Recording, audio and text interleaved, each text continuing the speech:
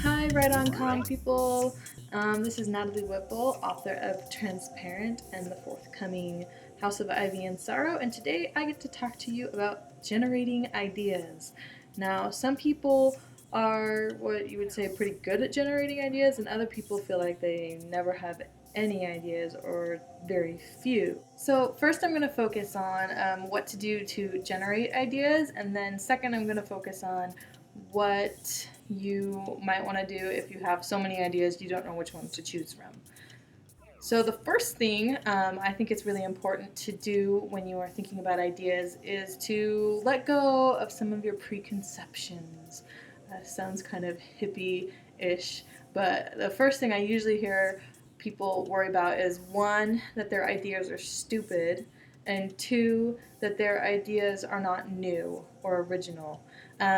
Those are both things that are a big hindrance to generating ideas and don't really matter in the long run, because it's true, there's a lot of ideas that kind of are stupid and there are a lot of ideas that are not new.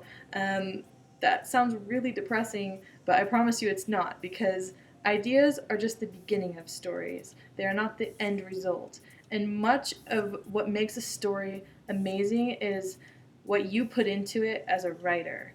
That's what takes the idea from just a little tiny thing into a book. Once you allow yourself that freedom to kind of entertain ideas that are maybe stupid or not that new, generating ideas becomes a lot easier. I think it's a lot like writing a first draft, where sometimes you just have to accept the fact that the writing is not the best and you're going to fix it in revision. Ideas are the same thing. It's your brain creating a story that is going to go through a lot of revision when you start to write it. A big part of generating ideas for me is feeling inspired. A lot of people seek inspiration in lots of different ways, but some of my favorites are seeking it in other stories. I love to watch stories, I love to read stories, I like to look at art and listen to music, and those are all things that I find inspiration in and help me generate my own ideas. Along with stories, a great way to find inspiration is through research.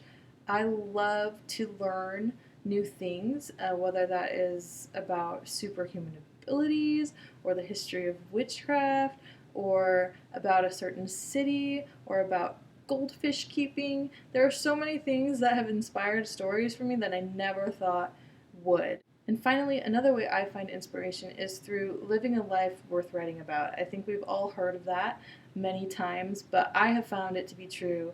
The more things that I do in my life, the more things I have to write about, because I'm experiencing things and coming into contact with new people and new activities that spurn on my writing.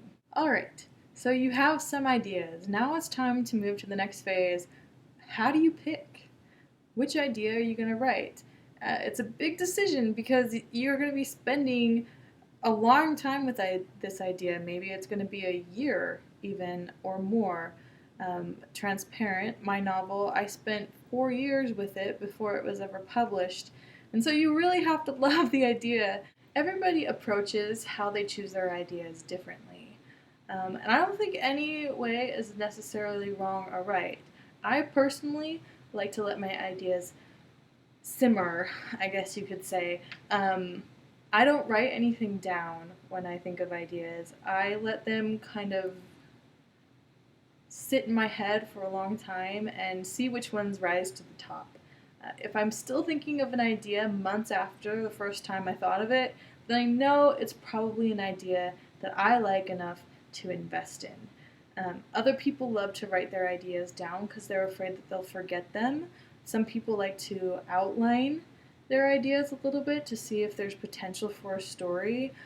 Other people like to just start writing to see if the voice catches on and they start feeling that book. Any of those ways are great as long as it works for you. Once again, I really want to emphasize the importance of writing ideas that you love. It can be so tempting to follow market trends or to listen to your friends or your agent about what you might want to write, but the most important thing is that you are feeling that book and that you are passionate about it, because in the end, it's your name that's going to be on it. I wish you guys all luck in generating your ideas, and I hope that this video helped. Thanks for joining me. Bye!